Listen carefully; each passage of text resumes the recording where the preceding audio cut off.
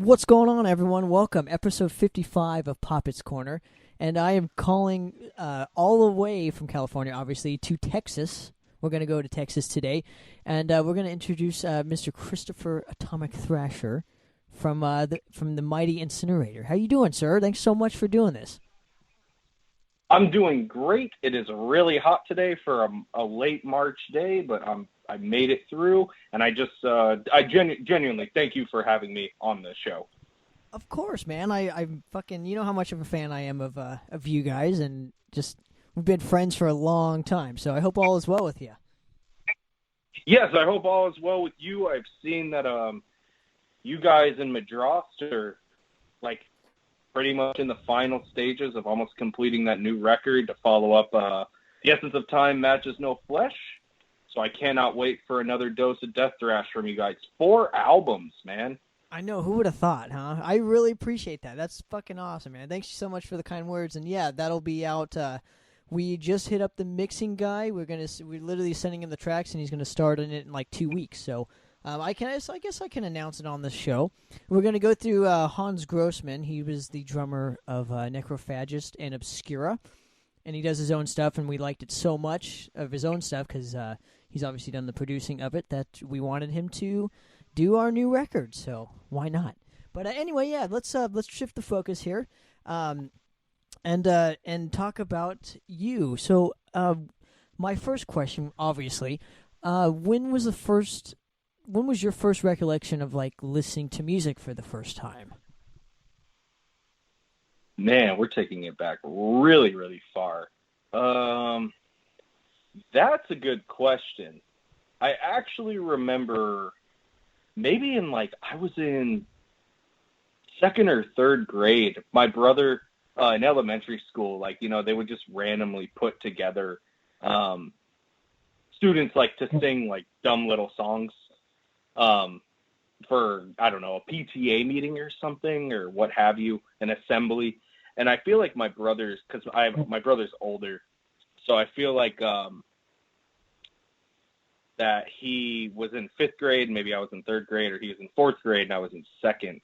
I remember him in his class singing this one song, and I think it was about Texas. I just, being from Texas and everyone loving it, that's a topic for a different day. I remember I was moved to tears, and I don't remember what the song was about, but I remember the melodies and such, and the way that the voices worked, even from 4th or 5th graders worked. The way that the vocals worked actually made me cry, and I had to play it off to my friends like, oh no, I got something in my eye, that classic gimmick. But after that was the first time I actually remember. I'm visually remembering looking at the stage and being moved to tears by music. I kind of went a different route when it came to knowing this is what I wanted to do. A lot of people either have parents that show them their Kiss records or Beatles or AC/DC.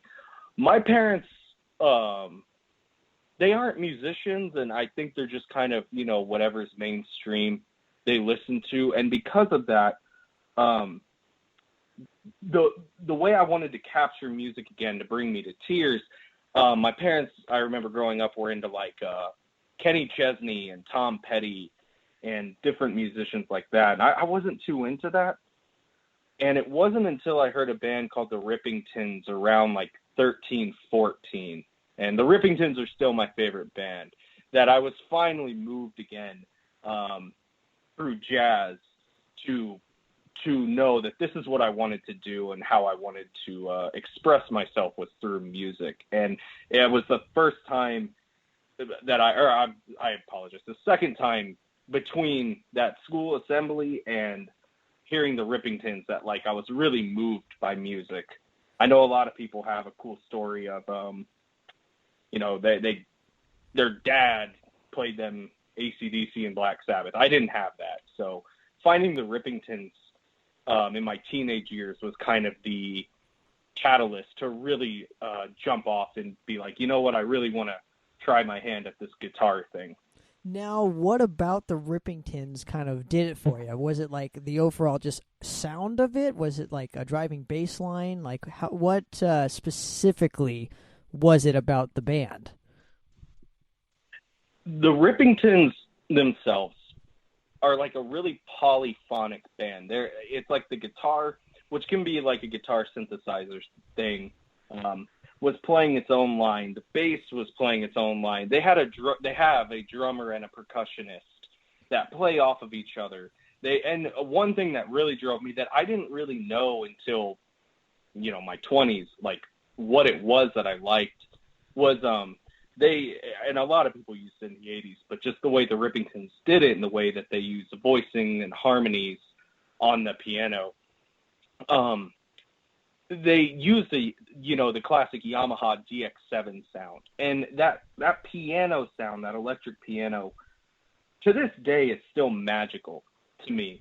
And I've especially on the upcoming Insinnerator stuff, I've got so many ideas on how to finally incorporate that the way I want to. But I think it was that magic of the DX7 and those electric pianos and putting bells on those pianos too, and a nice warm like choir pad or string pad underneath it.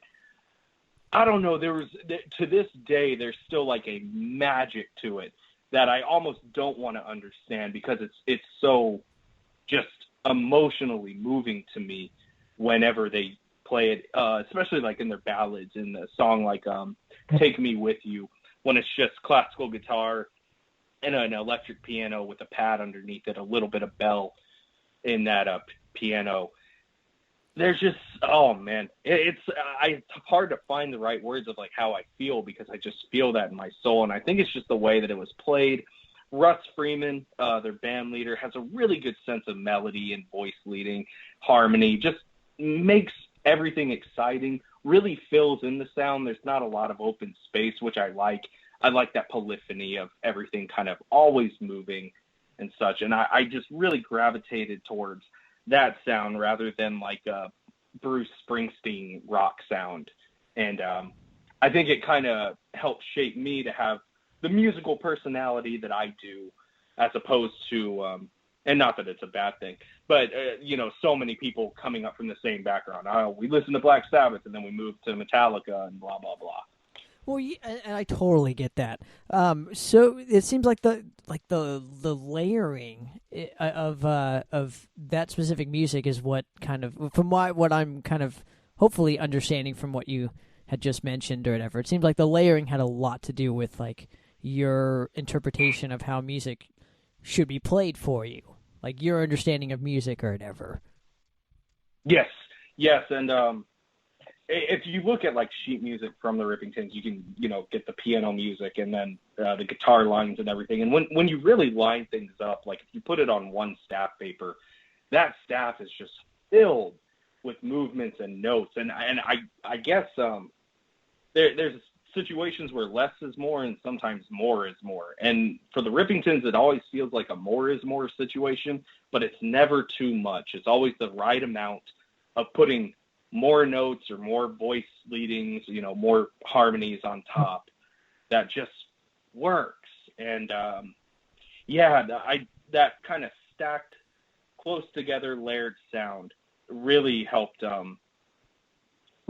compositional mind in the early stages of like, okay, I see how, these certain things can work together. These certain things can work together. And maybe if you pull this chord too far apart, you lose some of the magic. So keep this chord a little close together stacked, and we can get into that. But yeah, the Rippingtons, man, they really are still my heroes, my biggest inspiration. And man, it would be an honor to play guitar with Russ Freeman one day. So let's go a little bit forward after. So when was like the first time you picked up an instrument, and kind of what was it shortly after hearing like the Rippingtons? It was a guitar. Shortly after, I annoyed my parents, who were gracious enough to get me a Fender Squier, just like a red Fender Squier with that white pick guard, and a little practice amp for like 150, 200, and I can't thank them enough for that purchase. Now, how old were you, as well? I believe I was 13. I feel like it was right before I went into high school. Maybe it was 14, actually. It might have been my 14th birthday. And so, what about the guitar? It's like, why not bass? Why not drums? Like, what about the guitar did it for you? Just that Russ Freeman being such a hero of mine and being a guitarist. It was kind of weird back in the day, like before YouTube, but you could search on Google and kind of find clips too. And I remember in their Tourist in Paradise video, the solo that he does in that piece, he starts it with using the guitar synthesizer, so it was like a flute sound to initially start the solo. And then he moved towards the end of the solo to like a shreddy sound, like a totally 80s chorus sound. And he does this really fast run at the end. And when I heard that fast run, it was like, man, I want to be able to play like that. So, well, see, so it seems like you have the same story as all of us. Like when you first heard that one thing, it's like, I want to do that. Because we all have that same story. That's like the overall general consensus that I've learned on this show is like everybody has that moment where it's like, I want to do that. Yes, absolutely. And I think the band that I just got into was just a little different than what a lot of our metal fellow contemporary metal musicians may have gotten into. But I mean, at the same time I was getting into the Rippingtons, I remember VH1 also had Metal Mania, I think at the time, on like Saturdays, and they would play like a ridiculous amount of Poison and Bon Jovi and Pantera. I think those are the three bands I always remember hearing on that show, because I think it was VH1 Classic, if I'm not mistaken. Yes, it was, and I too remember like a lot of like the hair pop, like Poison, Bon Jovi, Motley Crue stuff, and I wasn't too into that, man. Like I just, not to sound like your typical death thrasher, but like it just wasn't really for me. I love pop music. The Rippingtons have pop things. It's just, I guess when trying to mix that with, trying to present it as metal, I just couldn't really get into it. But they always had a diamond in the rough. And when I heard Testament's Practice What You Preach, boom, my life was over. And obviously before that, like I thought I was a big fan of Ride the Lightning by Metallica before that. I knew of Megadeth before that. And when I saw that Practice What You Preach video by Testament, I went to go look them up. And from there, because it was the early 2000s, Thrash of the Titans had happened. And I remember seeing a promo video, and it had like Exodus playing Only Death Decides in the promo. And I remember when I heard Only Death Decides and Exodus too, it was like, oh my God, like that was at the time, and still really is. That was one of the heaviest riffs I've ever heard. Now, what year was this? This had to be 2004, 2005. I was like 14. So this was right after Dime had passed away, or shortly after. Now, growing up in Texas, how big of a deal was that? Or were you just completely not aware of that specific scene at that time? I was, because there's a guy who lived down the street who was in my brother's grade, named Mike, and he was a huge Pantera fan. And he was like kind of the guitar god of the neighborhood, at least, and probably the school. And he was super into Pantera, and he always wanted to do a band with one guitarist because Dime did. And I think this was before Dimebag had passed away. Maybe you know this better than I, but I think they had already started releasing those like Dean Razorbacks and such. They were kind of about to. They were still in like the prototype mode, and then after he passed, that's when they kind of took full advantage of that and like released a bunch of it. Because I remember 2005, 2006 was like the year of that fucking guitar. I do too, now that you mention it. And I think after that he started acquiring like a number of Razorbacks, like 2 or 3. Before that, I know he had one see-through Warlock that I thought was the coolest thing in the world. Like, wow, you can see through this guitar. And it was like a dark purple, and it was the most amazing thing I had ever seen. And I do remember he was huge into Pantera, and when when Dime passed away. That was a huge loss. There were some of my friends too at school were more into Pantera than I was, because by that time I had really started to pick up on like Testament, Exodus, Forbidden, and Dark Angel and such. And I kind of knew that I liked things a little faster, a little harder. But yeah, I know I had some friends go to like his memorial thing. I wasn't really intertwined in the scene because this was MySpace era, and I may have not even had a MySpace then. But I don't recall, like, I really don't recall what the scene was like after he died, simply because I think I was a little too young to be into like the Dallas bar scene where bands play at that time. I just do remember they had a memorial that had a huge turnout at that time. And I still actually have like newspaper articles printed in the Dallas Morning News about when he passed. I just kept those for kind of historical purposes. Oh, absolutely. That was what, 16 years ago? Almost? It was 2004. Yeah, so. End of 2004. So it's like pretty much 15, 16 years ago. It's, yeah, of course it's historical. But yeah, for like, so let's jump ahead real quick. So you had mentioned like Dark Angel and Exodus and stuff. Like, how were you, I guess, discovering the obscure, more not obscure bands, but the lesser known kind of bands at that time? Well, I guess we probably have a similar experience, probably us and many people, simply because this was a little pre-YouTube. You could find stuff on the internet, but the easiest thing for me was, so I got really into Testament. Testament's still one of my favorite bands. Kind of waned on them in the last few years because I feel like they could do better. But I got into Testament, and so there's a local CD store that's still actually there. I'm surprised. I'm happy they're still in business. It's just a little surprising given the landscape of music. It's called CD Universe, and it's right down the street. I'm pointing to it right now. And he had a lot of used CDs, so you could luckily find some of those gems. And I remember I found CDs in there. I remember I found Practice What You Preach and Souls of Black. And I think after I came back another time, I may have found The Legacy and The New Order. And I think through reading the thank yous was the main way that I found out new bands. I remember specifically The Legacy had a lot of good ones. I remember Exodus in there. I think Law's Rocket from that one. And then, when you buy Exodus, you may see a band like Heathen. And then when you buy Heathen, you might see a band like Violence. And when you buy Violence, you might see a band like Voivod. And you see Voivod, Onslaught. So that was initially actually how I found a lot of bands in like 2004, 2005, was just getting the CDs, used copies, reading the thank yous and being like, hey, that's a cool name. I'll check them out. Order that Annihilator 2 CD set of Alice in Hell and Never Never Land from Roadrunner, and bam, get wrecked by it.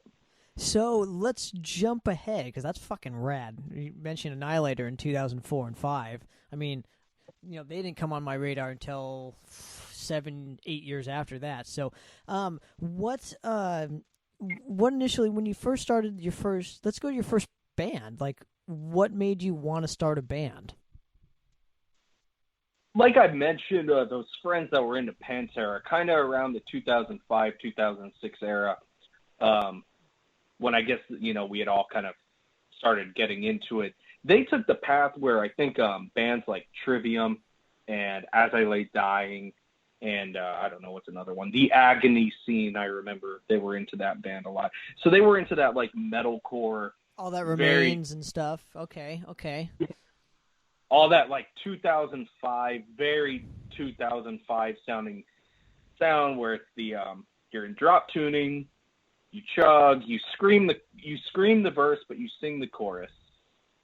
You have breakdowns, not like the breakdowns we have. I still don't use the word breakdown because it takes me back to that time and I'm like traumatized. But they were getting, welcome to Orange County, dude. Orange County was the fucking mecca. It was only fucking metalcore bullshit. That's what I remember they got really into, and I was just into Testament and Exodus and Dark Angel and all of that. Really, the Bay Area scene was really what got me into it, and that's just how I wanted to play. And because we had kind of that conflict of interest. They did their thing, and I went ahead and did my own thing, which was Insinnerator. Okay, so that was your first band. Yes, this is the only band I've ever been in. Oh, okay. So tell me about about meeting Juan and Ben. Were they like your high school friends that you just wanted to start a band with? No, we actually didn't go to high school. They're a little older than me, and just like a year or two. I think 2 years older than me. And Ben was probably, 15 minutes north of where I live, and Juan's like 20 to 30 minutes west of where I live in a different county. And there was a metal shop off in Addison, Texas, which is 5 minutes from where I lived, called Metalheads, and it was run by a guy named Dennis. Good guy, nice guy.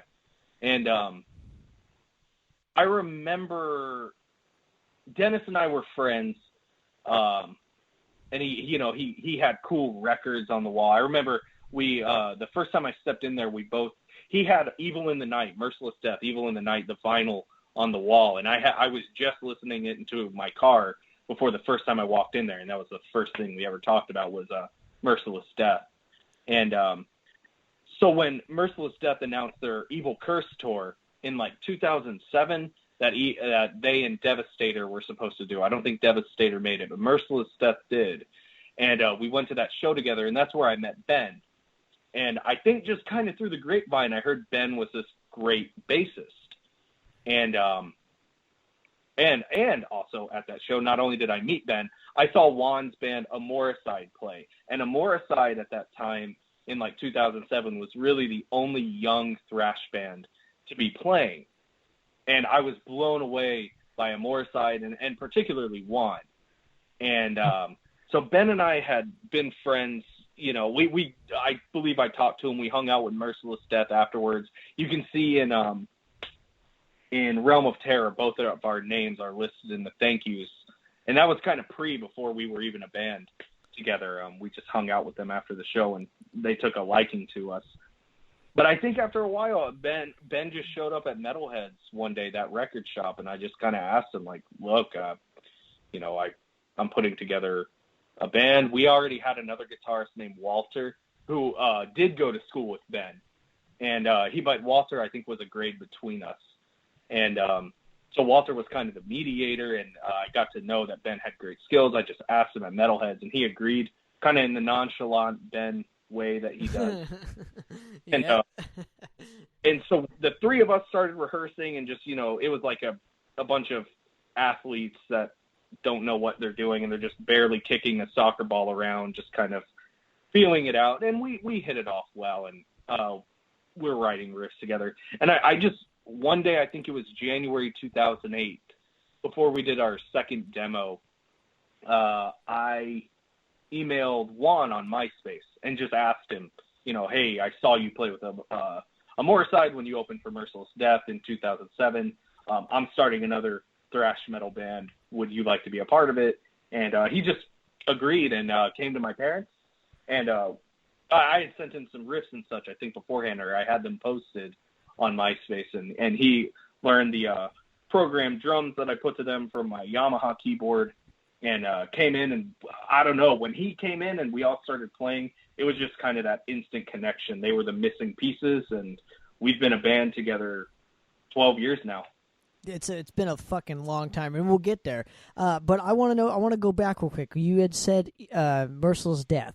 So on your radar, when did it come on your radar for that there was this whole scene kind of blossoming from L.A. at that time, or SoCal even? I mentioned this once before, and I said, other than meeting my girl, who's my fiance now, that the most important day of my life, other than meeting her, was I went to a gas station to get a Revolver magazine, and I don't know why. It's like one of those, the stars aligned moments, although it was sunny out at the time. It was the afternoon. And I went and bought the magazine. I believe Motley Crue was on the cover. Maybe they had gotten back together. And I don't know why. I never owned a Revolver magazine before this, and I don't think I've gotten one since. But I picked it up, and I flipped through the pages, and they had these little blurbs on new bands, and one was Merciless Death. And I'll never forget that it started out saying 3 kids possessed with a capital P. And I'm a big Possessed fan. So I was like, oh, wow. You know, I didn't know any band new in that climate of that metalcore scene was doing anything like Possessed. Let me buy this just so I don't forget the name. This was before, you know, a smartphone where you could just make a note to yourself. And I bought it, and I immediately went home. I jumped on MySpace, typed in Merciless Death. Their first song was Exhumer, and I hit play, and my life changed. If it wasn't for that, I would not be doing what I'm probably doing now. What did you like about it? I'm sorry, what's that? What did you like about it? That was, I could not believe that there were people essentially, you know, they're a little older than us, like only a couple years, but us people essentially our age playing the music that I liked. I was so blown away. I thought, like, because all my friends were into As I Lay Dying and you know, the Agony scene, I didn't know that other people liked this and wave that flag just like I wanted to wave it. And this was before I met Ben and Juan and such. And I was blown away that, you know, Dan Holder was just playing so intense, and when Caesar's drums kick in, and Dan's doing vocals on that guitar, and when he hits that falsetto and starts the solo, I was done for, man. This was life-changing. I scrolled down. They had a brilliant top 8 that included Fuel by Fire, that included Violator. I think it included Hatchet and maybe Fog of War. And I mean, boom, that day just my mind was wrecked. I have never felt like there are so many great new contemporary bands that I love. I love Schizophrenia and Cyst and Molder and like all of our Death Thrash brothers. But man, that day, just knowing that I wasn't alone and just hearing all this great music. I remember Command of the Beast by Fuel by Fire and The Morlock's Tomb by Hatchet, Atomic Nightmare by Violator. I was just enthralled that there were people our age doing this, and I dove in, sent messages, made comments, bought merch. It changed my life. Now, how did you get the name Insinnerator? Where did that come from? I wish I could take credit for it, and I feel very bad that I can't. Our initial name was False Prophet, and I think just kind of the Toxic song. Yeah. I think that's where I got it from. And then I remember I think there was a website called like BNR Metal. That was an older website, and I think I saw the name on there, and I felt like, well, I can't use this, not knowing that, you know, they could have just been a demo band from the 80s. I can't remember how far a band like that went. But there's a guy named Carcass John that he actually designed the logo as well. He just came in with a list, and he came into that metalhead shop with a list because he would frequent it too. And I believe I reached out to him and I was like, man, I can't come up with anything. Can you come up with anything? And he said, yeah. So he had a typed list. And I mean, some of the names on there were just the worst things I've ever heard. I can't really recall any, but I know one involved pornography. And I was like, yeah, it was like a grind band name. And it was like, yeah, that'll work for a extreme thrash band. But the last name he had on there was Insinnerator, spelled correctly. And I was like, oh, that works perfect. That we were an ice band. We weren't at that time. We didn't really have that gimmick yet. But, I wanted to play fast and fiery and, you know, play with a lot of passion and heart and really play some extreme riffs. And I remember I was in math class, I believe in 11th grade, and it was like 7 a.m., so I was dead tired. But I was trying to design a logo. The guy I've never done an ounce of graphic design in my life, and I was scribbling on my notepad, just Insinnerator, thinking of cool ways to make things spiky, and I accidentally put an S instead of the C, and I remember just as I was like, oh well, whatever, and then I kept doing it. It was like, you could actually put the word sinner in here, SINNER, and I thought I was just the most clever person on earth doing that. And that kind of stuck. I remember he had already initially started designing the logo based on the original name. And then when I told him, like, you know, oh, I have a name change, Carcass John, he like gave me a deep sigh. And I was like, you know, excuse me, I mean a spelling change. And I explained the spelling, and he was on board, and luckily gave us a kick-ass logo. And we've recently had Parker of Maldivera updated it, kind of gory. But yeah. The original's classic, though, man. I don't think you can fuck with that anymore. I think the original's just too classic. Oh yeah. We'll keep doing the classic one, man. Like on our new album art, I want to, you know, have the classic logo. I don't think the one with the bleeding logo and the skeleton and the vulture would work on like certain arts, but there are other arts where it may work. On our t-shirt designs that we've come up with recently, these kind of really gritty death thrash ones, we still use the classic logo on there just to really emphasize the block letters of Insinnerator. So that classic logo is not going anywhere. It better not. Hey, so let's move forward real quick. So talk to me about the Icon of Sin demo. Oh, man. That was, I know Metal Archives, I think, I'm such a mark. I think that has been listed as members on that demo. I don't think they had joined, I hadn't even asked them to join the band at the time. That was just me in my parents' guest bedroom with a practice amp. I did have my guitar, did have that guitar. I had a 4-string bass, luckily. And the drums were done by a Yamaha keyboard. I think I mentioned that earlier. I'm looking at it right now. I still have that beautiful keyboard. And I didn't know anything about recording. Yeah, the way that demo was recorded was everything's one take, because I didn't know anything about punching in and out. So I had to do everything perfectly except those drums, man. I don't even think I recorded a hi-hat and a ride for it, because I barely knew what those things like did at the time, or I was just probably so burned out on having to, you know, do a track of kick and snare and then try to put fills in time on it. It's terrible, and it would never see the light of day, but I'm glad we did it. I want to give Ben and Juan credit for that, but I also don't want to demean their names with that terrible demo. but I'm glad I did it so I could show it to them, to show that I was like serious. And I think that helped kind of convince them to come on board. And so I am happy in that regard, that maybe that was a demo for them to come on board. And then from there, we were able to kind of move forward.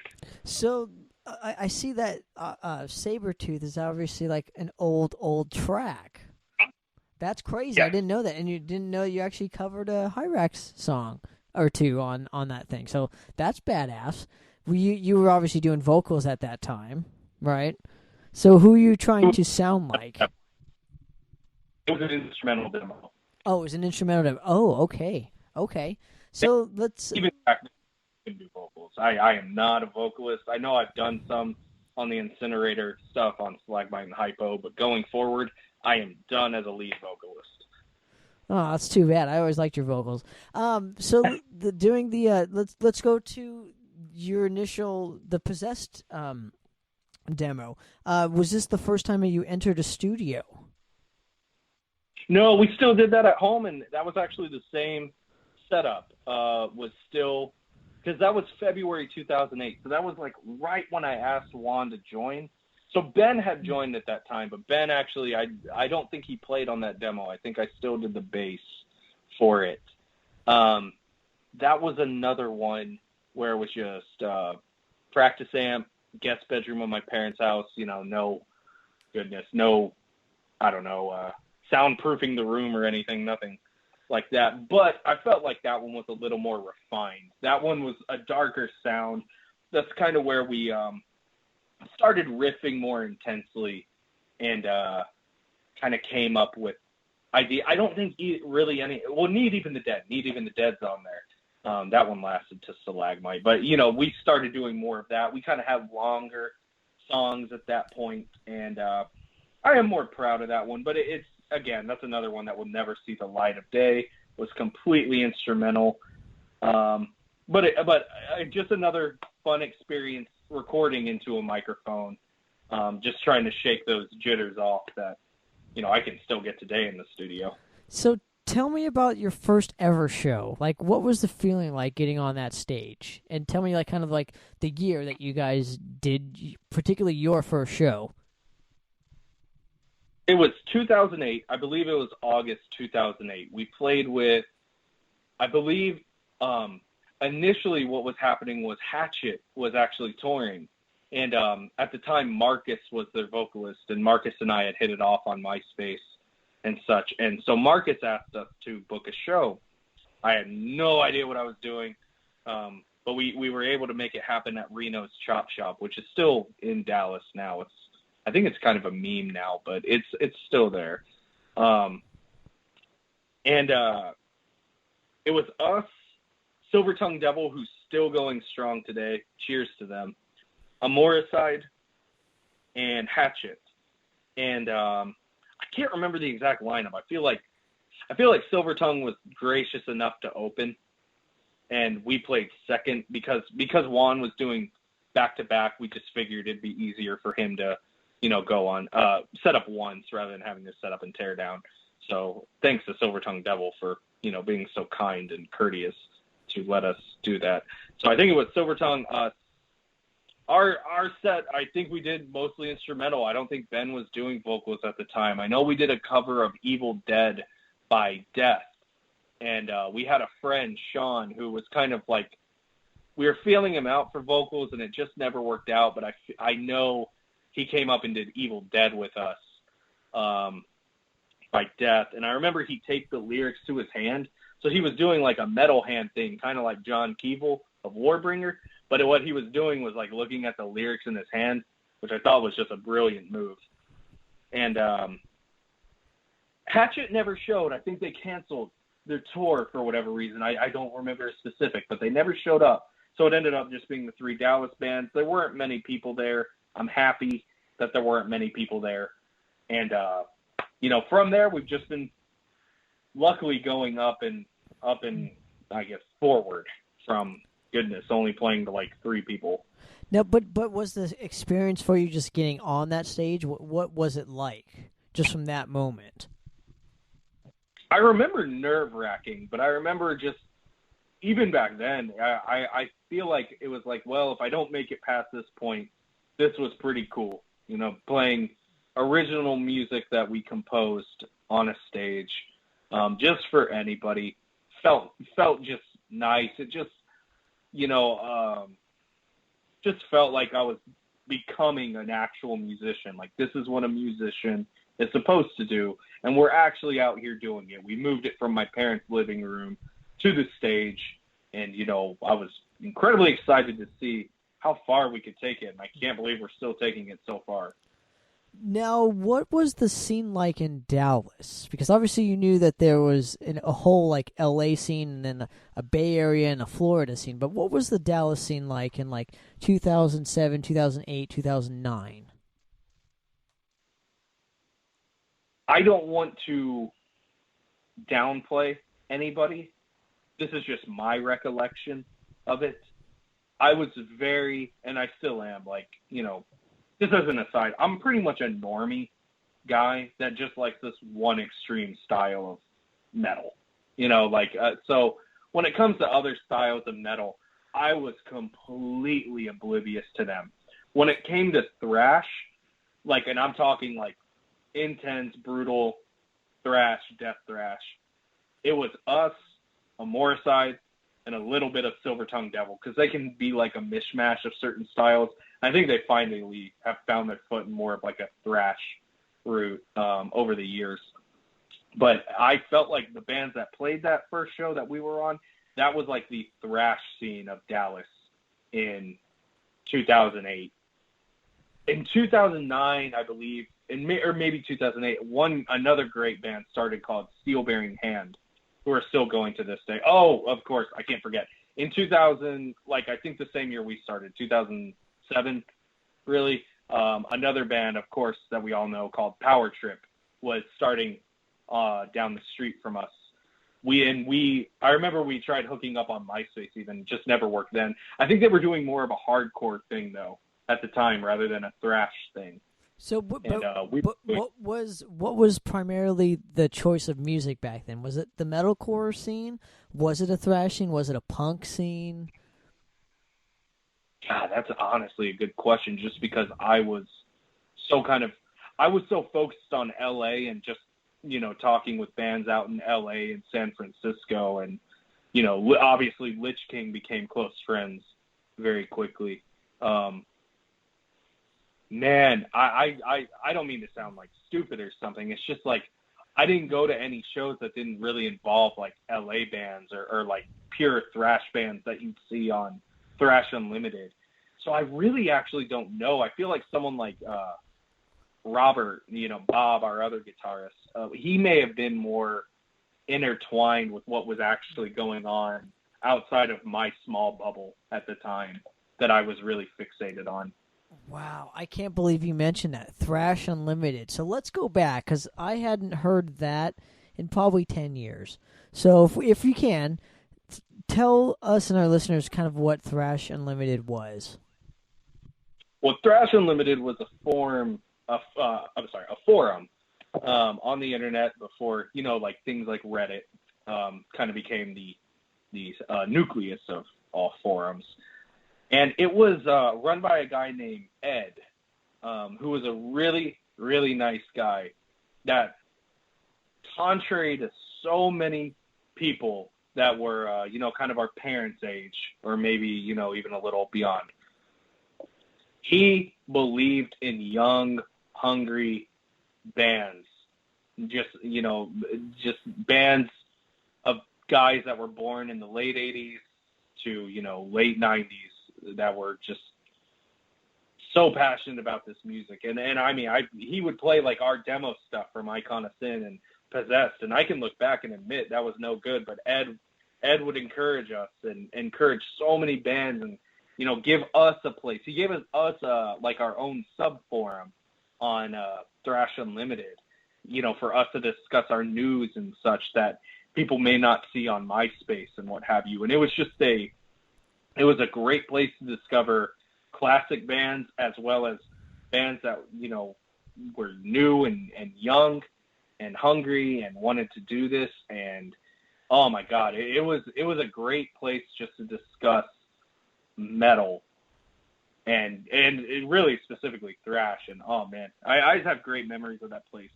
There were a few bullies on there, but, you could always get Tom Martin of Lich King to go fight them, and he would put them in their place, and it was awesome. Dude, you're totally bringing me back to a place like, oh, yeah, I can't tell you how much I loved that site, and I wish that my band could have been a part of it. But we were not. We were outcasted at that time, so we were still earning our stripes, as I say. But great place to fucking discover a lot of new bands, because a lot of us did discover a lot of you guys through that site. Yes. Yeah, I remember, I think also, like, Thrash Unlimited was so influential in kind of like the late 2000s, early 2010s, that like I think Thrasho de Mayo 5 had them as a sponsor on there. Like they're on the poster and such. And yeah, like Thrasho de Mayo had their own sub forum and such. And oh man, just like, we that passion hasn't died for a lot of us, but it does suck that it did die for some people. And I guess, just social media change. What do you need a forum for when there's, a 10,000 thrash pages or death thrash pages on Facebook? Although those pages kind of get inundated with the same big four conversations. And I feel like on Thrash Unlimited, because we wanted to talk about bands post 1993, that we were able to have more topics of conversation and such, because we were able to talk about what we were doing. It was just nice, man. It was nice to just be there and go after school, and just hop on and just see what band maybe put up a new demo, who put up a new song, or who's going to put up a new song. And it really felt like a community on there for a while. I agree, man. I wish we had that kind of camaraderie again. it's sad that it's not like it was as in that aspect, right? But let's move forward real quick because I like that you mentioned the Thrasho, and that Thrasho to Miles story of how it got started is crazy. Obviously, Rick and Carlos both have explained that it wasn't a big deal to them, that Thrasher to Miles, and I couldn't believe even hearing that because it was a big deal for me. It was a big deal to a lot of people and stuff, and it's great that it happened, and that form certainly showed how big of a deal it was. You played Thrasho 6, right? Yes, we played the last one ever, and we're still the only Orange County band to ever play it. That's like one of those, I can't get mad that we didn't get on there. I certainly put the bid in a few times, but I certainly understand why they passed up on us if they just heard our demos. But yeah, that's like one of those things where I hope they bring it back for 7, and I hope we can be a part of it. Just because that's like one of those unfulfilled goals that I have was playing Thrasho de Mayo, because that was, to me, was always, I don't know how Rick and Carlos don't see that as a big deal, because I see that as, oh man, the collection of bands that were always on there from, I know that and it wasn't just LA, they would bring bands like Vindicator and I think Strike Master and Savage Skull from New York, all ended up playing, and oh man, that was just like the new wave US fest that I feel like it's finally coming back with things like Toastamania and a Blades of Steel Metal Fest, or finally having us new young bands on there again. But Thrasho is like the original that did it. Well, and I'm not trying to. It's not a put down on them by any means. I think they were just were telling me or whatever that they were on the inside. So obviously on the inside looking out, it's a little bit difficult to grasp that whole concept, right? It's like being in a band. Yeah, no, I completely agree. I didn't mean to take that wasn't a shot at them at all. They're no, friends. and what I was saying is not a shot on them by any stretch of the imagination, It's just, like if they did step out of it from kind of behind the scenes, they have to know how big and influential that was. You had 6 of them, and I mean, my goodness, you've had Ghoul play, you've had MOD play. They were like reuniting Evil Dead and such. Like it's like Fueled by Fire is the Evil Dead guy. Yeah, they brought Exhumer to the States. I mean, I think they had a Heathen play, one of them. Like, I mean, it's just, man, just thinking of those posters, dude. I remember I would just scroll through them. I just scrolled through them, and by like 4, it was like, dang, I've got to get on 5, and we didn't get on 5, and then didn't get on 6, and it was just like, oh, please have a 7, and I understand things happen, but I hope it comes back. Please, Fuel by Fire. You and me both, man. You and me both. But I mean, I was honored just to be on it. To be completely honest with you, considering where we were at that time, it was 2013, so that was, God, 7 years ago, and we played first, dude. And Morbid Saint, at the end of the night, their drummer wore our T-shirts, and we got the only shout out. So I was like enthralled by just like, I'm like, whoa, like, because you had like Mantic Ritual play with Carlos filling in on drums. You had like, Fueled by Fire and fucking Ghoul and Nunslaughter, but like, to be mentioned is just like the biggest honor I think you could have, What was it like when you got the email or message or whatever it was saying like, yes, we want Madras to play? Like, what did you feel? I was ecstatic, to be completely honest with you.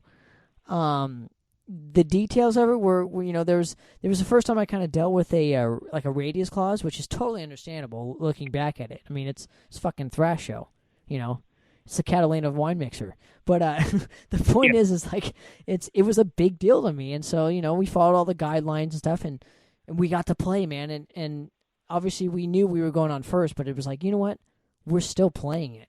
It was magic, dude. Because at that time, and I've said this many times on the podcast, L.A. and Orange County was we did not like each other, and so I felt like we kicked down some doors for like just Orange County in general, just to be able to say we got on Thrash Show. And I'm glad you mentioned, you acknowledge you went on first, but dude, you still bring your A game. A band like Morbid Saint notices that. And that's so cool, man, because I know you guys. I think that performance was live stream. I remember watching it, and I was like, dude, Madrost is on it. Like, this is how you open a show. And I think were you wearing your zebra pants that performance? No, I was wearing for like one of the only times. I think it was green. I think I had green pants on with like my Nike high tops, like tucked in, had the pants tucked into my fucking shoes or whatever. But, and it was a big deal for me, dude. And we had just lost our whole lineup like 4 or 5 months before that. And that's an entirely new lineup, dude. So I think we did pretty okay, for that performance. And that was a big deal. That was like the forbidden fruit that I got to eat or whatever. And, like I felt like $1 million. And even if like I maybe at that time did not think that the crowd was like that into us, obviously things pay off after, right? But at that time, in that moment, it was like, yeah, like I'm playing Thrash Show. Yeah, absolutely, man. Like, and just from an outsider looking in, like, just what was the beef with Orange County and LA? Because this is kind of new to me. And well, was on the. Mm-hmm. Well, let me explain it to you real quick. So, Orange County had more metalcore, so I totally get it. And LA had the thrash thing, right? So it was just like it was just hard to book an LA show for an Orange County band, is all, without having to do like pay to play stuff, because LA had their scene or whatever, and Orange County had their scene, but it was a metalcore scene. And so there were some bands like us and Xanthocroid and stuff who didn't play that kind of style of music. So, it was just tough for us to get out there is all around that time, because we were, the metalcore scene kind of just like stampeded everything around in SoCal. Yeah. So, but I really feel like, we had to pay our dues, and we did, and it was fantastic. And I wish that every band got to experience Thrash Show, because we had a fucking great time doing it. And I would hope that if it got brought back, I think it would be really special looking back at it. I didn't say that this like a couple months ago, but I was all like, you know what, looking at it now, it would be really special if we had Thrash on Mile 7. I think so too, man. I genuinely think so. I don't know, man. I'm sure they'd have like skeletal remains on there, which would be great to see. Oh yeah, Chris, Fueled by Fire, back together, and I don't know. Yeah, I would just. It's something I would fight for. I'm not. You get to a point where you shouldn't have to do like a battle of the bands anymore. Shit, that's a battle of the bands I would do all the time. Well, I mean. Bands are at levels. We're like 3-4 albums in. We don't have to do Battle of the Bands anymore. But, God, for that one, tell me where to play and where to set up. Well, hey, speaking of albums, let's get back on track here, because like obviously you were knowing of Thrasher to Miles and stuff, and they would get obviously bands from like Chicago, like Diamond Plate came out here and was on their Relativity EP at that time, and they were great. They were a great band, but like they had some of those bands like Bonded by Blood and stuff that would come out and play, and then you like you said, West Coast, East Coast, Midwest, they would all play thrash shows. So around that time, kind of, you had albums like Spread the Fire, Evil in the Night, War Without End, Right from Warbringer. So the first kind of couple thrash records were coming out. So what made you guys, like, obviously you had Rites of Execution, another demo right before Stalagmite of Ice, but what made you want to do a full length around like the 2011 time period? I think, man, I always say this to my fiance, that I get on things and I feel like I get on them late. And I don't mean to. It just, like, things happen. But it just, after doing the Rites of Execution demo, which was a full band demo, did in my parents' living room. But, set up a couple of mics on the drums, and Ben played, and I did the guitars again. But it was like a full band setup. It had vocals this time, and really it is the precursor to the stuff that's on Stalagmite of Ice. I felt like in order to start to be taken really serious, we had to stop doing demos, and we just had to kind of get to that album phase. And through 3 demos, we had enough material to where we could certainly have the workings of an album going, and we just had to round it out with what I felt was maybe, I think, 3 or 4 more pieces, and we would have had 10 that we were comfortable recording, comfortable playing live, comfortable touring with. And we knew we wanted to take it to the next level. We wanted to tour. We wanted to show that, we're not just a demo band.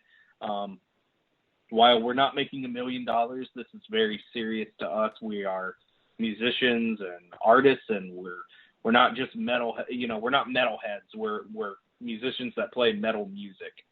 And we love this sound, and we want it to be recorded in good quality and presented in a way that we're proud of really presenting it, that can hopefully kick open some opportunities for us. And kind of let's go off of that. What kind of opportunities were presented after the initial album was released? And what was the reaction to it? I remember, like, our friends in El Paso, Terrorist. Like, we love Terrorist. And they had done Blessed by the Beast quite a few years earlier before Stalagmite of Ice. And we were just like, we were seeing the shows that they were playing. I think they kind of played a Thrasher de Mayo type show in LA with, I think it was Sacrificer, Fueled by Fire, and Merciless Death. And Terrorist was on there. Maybe Execution was on there. And it was just like, dude, like, look at what they're doing. Our dudes just living, I say close by. They're 9 hours away, but it was like they've got their one album out, and they're playing this kind of like pre-Thrasher type show. I felt like they were playing in Mexico and such, and we wanted to tour with them. So we felt like if we had an album, we could reach out, push both of our albums together, which we did. We toured with Terrorist in 2011 for Stalagmite of Ice. And, yeah, man, I just knew that people had this perception of you've only done demos. And demos are great, but, once you get to that, professional studio recording level, I think you can do more. You can present that better to promoters, to bookers, and be like, hey, we're not just a baby band. We're taking the big strides to make waves, and hopefully we're composing some interesting, good, and hard-hitting music. So let's go to the Stalagmite of Ice record when it came to recording the record. So walk me through the whole process of it, because you mentioned before you had like these 10 killer tracks that you wanted to use or whatever. Like, what was the recording process like for you guys? I think I was the only one at that time that hadn't been in like a professional studio setting, but I walked in knowing that, I had to have my act together, my playing together, and everything. We didn't use a click track on that album, but Juan held his tempos really consistently. We recorded at HSD Studios with our friend Reebok Rob, and I had the feeling, one thing that was really interesting and hard was Juan Speed was doing his drum tracks, and I had to sometimes play guitar to them, and I remember that was probably the most terrifying part of the recording, because even though they were just scratch tracks, I was so zoned in on playing them correctly, simply because I didn't want to mess him up. And I think because of that, I'd get real nervous and I'd mess up and I'd throw him off. And when that happened, I'd feel just terrible.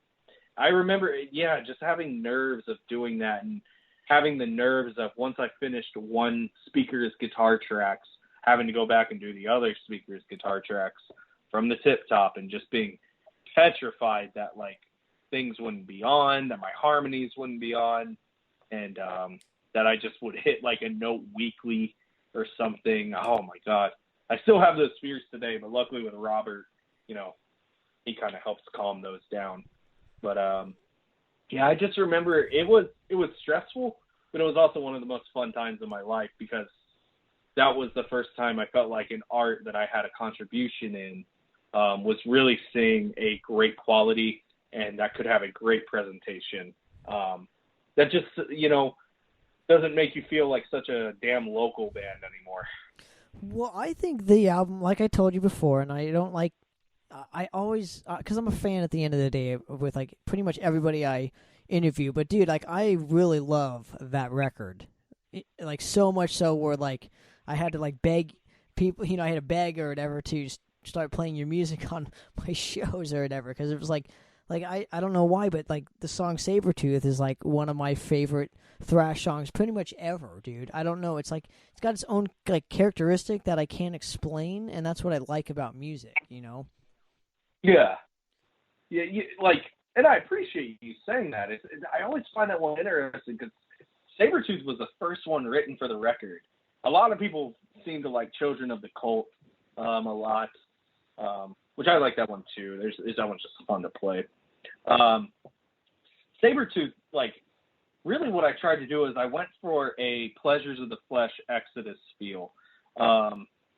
That's, I guess it's not really a chorus riff. It's just like the riff we keep going back to in that one. I was trying to get the same feel that Exodus got on Pleasures of the Flesh, doing that. That's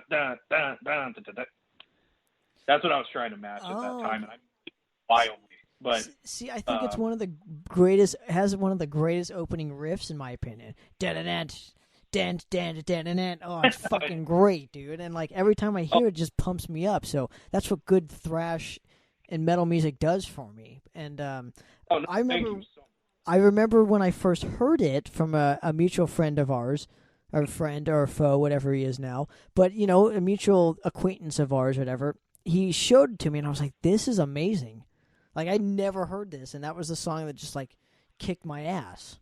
I was just, this record is amazing. So, anyway, let's, what was the initial reaction? Just, I guess, all over the States, or was it just, like, a regional thing for you?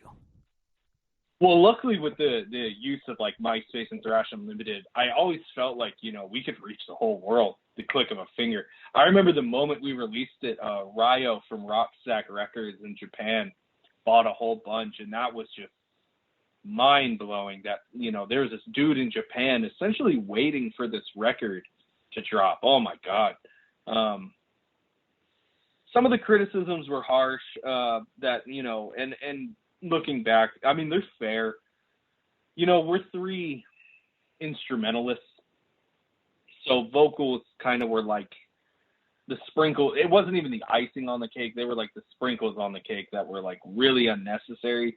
And that kind of was a bitter pill to swallow. But I think, looking back, maybe we should have actually rehearsed and practiced vocals more. Ben gave it all he could for a guy that, I think he'd even tell you that while he's a front man, he never intended to be a vocalist. I kind of shoved that on him, which is very unfair to him for me to do. I knew I couldn't do it at the time. I was too scared to play and sing at the same time. But he did it. He powered through it. I like his performance on Stalagmite of Ice. And luckily a lot of people, if they had anything to say about maybe the vocals, and I think we kind of lacked reverb on them too. I wasn't really aware of that, despite listening to so much like Execution and Sacrificer, who had so much awesome reverb on their vocals. It just never really dawned on me in the process that helps the vocals sit on the music. All of our playing and composition, we got a lot of good reviews on that. So I was at least very happy that musically and instrumentally, everyone was at least saying what we were doing was at minimum good. But there's always the reviews that, if they don't like you, they don't like you. There's nothing you can do. But a lot of the reception, like on Thrash Unlimited and such, was like, man, I followed you through the demos. Those things were really hard to listen to, but this is good. This is what you guys needed to do. And that felt good because that was hopefully those opportunities, those doors being kicked open. So, and then what was did you guys toured for this record, obviously, with Terrorist, right? Yeah. The El Yeah. Paso band. Walk me through the tour. Oh man. Um, it was interesting to say the least. I know I booked some shows, and had a very low guarantee. Ben sometimes would book them and have no guarantee. Um, Gosh, man, it was just kind of a learning experience, and I was happy to do it. Um, I was like, yeah, I remember one show got canceled in Philadelphia, and luckily it was the last night of the Mavericks playing the Heat in the 2011 finals, so we got to see the Mavericks win the championship. That was awesome. Um, but I like the shows themselves were pretty good, but it made you realize that just because someone on MySpace does message you or Facebook messages you and says, "Hey, come play in this town in Connecticut," that doesn't mean you have to go play in that town in Connecticut. Um, you hopefully can reach a compromise where you can have more of a population that'll come to the show, maybe some bands that can bring some people, and hopefully it's not too far of a drive for this person that really wants to see you. We definitely learned that. The Chicago show with Smash Potato and Savagery, we played in like a kind of a really weird part of town, but it was in an apartment building. But that crowd was rowdy. I kind of learned that if you play sometimes at odd venues, and because we played in Johnson City, Tennessee, and I didn't know that existed before we even got started booking the tour. I didn't know that was a city. And when we got there, like there was a line out the door for a place in Johnson City, Tennessee, and it made sense. They probably don't get much going. People are probably playing Nashville, Tennessee, or what have you, another major city of Tennessee. I'm not sure if a lot of people and bands, stop in Johnson City. So Johnson City was a good one, sold some good merch. Chicago was a good one. It was fun. I would do it all over again. I would just like to take the knowledge I have now and maybe rebook a few things, and maybe also ask for a little more gas money, for driving all the way out to New York City from Dallas. Now, walk me through your next step after the tour. Right after the tour, I knew we just had to follow it up with something meaner, something that hit harder, and just something more intense. We just had to take that next step. You see so often so many bands, like they get to a point and then they either slow down, they're not as heavy, they start contributing weak riffs, and I just knew we couldn't do that. We couldn't have like a sophomore slump. So I remember we hit it hard in the practice room. We finally got like our own practice room closer to Juan, so he could have his drum set up in there all the time. And we got right to writing Hypothermia shortly after, and man, I'm very glad we did that one. Oh yeah, man. I mean, technically, you don't have a sophomore slump because you don't have a sophomore. But we will digress. It is an EP or whatever. It could be a full length. I know there's an interesting factor about this specific EP, because if you bought the CD and there was only like 300 to 500 copies available, you got a bonus track just from like reading the liner notes. And so when I first got it, I was like reading the liner notes because that's what I like to do. And I was like, oh, there's a bonus track. Oh, I just have to type in this, and it was I think it was on YouTube around that time.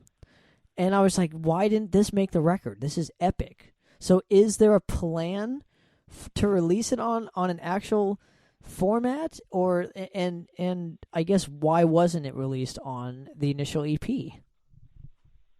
The reason it wasn't initially on the EP is because I've always heard of bands like doing exclusive tracks in like Japan or something. So what we wanted to do was just have it be exclusive to streaming services like iTunes, Spotify, what have you.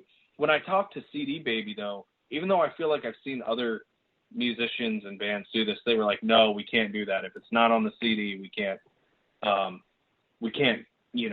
put it on iTunes, and it was like, oh shoot, we already have this thing pressed and ready to go. We thought we could have done this. And so our just kind of last solution was, well, we'll just put it on YouTube. If we ever do a repress of Hypothermia, which I would love to do, I would love to be able to add Curse on there. It would just take a little redoing of the booklet and kind of the back of the CD and such. But yeah, I would love to put it on there because I love that one too. I feel like it's the closer that was meant to be on there. And just a bad decision on my end to not put it on the physical format. It really is if you think about it, because even without Curse, that thing's like 26, 27 minutes. You add Curse. Right, it's technically a record, dude. It's technically an LP. Like, if you added Curse, it would be 6 songs at 31 minutes or something? Yeah. Like, and that was just another bad decision on my end where I called it an EP. Looking at it now, who cares EP, LP? Just call it your next album, your next record, whatever. Well, yeah, it doesn't matter, but at that time, it did, in like 2012. It was like a big deal to distinguish between an EP and an LP. I don't know if people realize that or not.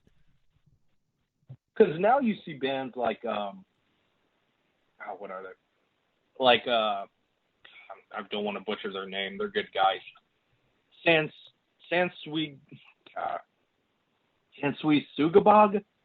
And they put out a record on Maggot Stomp, like Pornographic Seizures.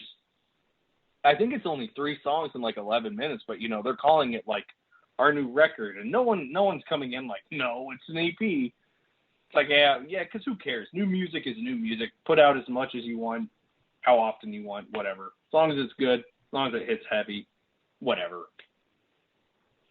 Well, yeah, and it shouldn't matter. But that like I said, that EP is fucking glorious. Like, I really love both of your releases, and I'm quite sad that you never released anything in the past 7-8 years. Yeah, that's about to change. Bob and I have been working on a new piece this week that's really me, and I think it keeps in line with Hypothermia and hopefully kicks it up a little harder. We've certainly added we've evolved kind of from a Bay Area thrash band on the original Stalagmite of Ice, like Money for a Good Mood, to kind of the more death thrash that we play now, which I'm happy with. I think it needed to happen. And, excuse me. And I personally just kind of went through some, I hate using this word because there are people who had it much worse than me. I went through a depression, just kind of life stuff, life kind of kicking you while you're down stuff. And I know people have had it much, much worse than me, and I have no right to complain. But that's just really the best reason I can give it. And it just took a while to kind of claw out of that and get a good headspace again, which I've had now for a little bit. And yeah, man, we're working hard on this next one. It's going to be, another 4-5 songs. And I'm really excited for this one, man. It's going to be what I hope is really just good death thrash that, hopefully we're not just a flavor of the week type thing. I hope this will be a record that helps stick and keep kicking down those doors of opportunity. Absolutely, man. Well, dude, I appreciate you giving me a few minutes of your time here, and it's like your story is fucking awesome. I know, like, I don't get to interview bands from the Midwest very often, so I really appreciate you giving me this opportunity to expand the show and just tell your story, man. It was fucking awesome. So before I let you go, though, man, I want to get some links real quick and where people can support. Oh yeah, Facebook.com/Insinnerator. We're on Instagram at Insinnerator_thrash. YouTube, I think Ben had one and I had one, so that's a little messy. But we do have like Insinnerator Thrash Official if you want to subscribe to YouTube. That's where I think we'll be uploading our stuff from there going forward. But yeah, we're always down to talk. We're always down to discuss what we're doing and anything going on in music and sports and video games, whatever. So please reach out. Please don't hesitate. Don't feel bad at all. We are more than open to talk about anything. Well, Mr. Chris, I really appreciate you giving me a couple minutes of your time. Another episode of Popper's Corner. I'm out, guys. Cheers.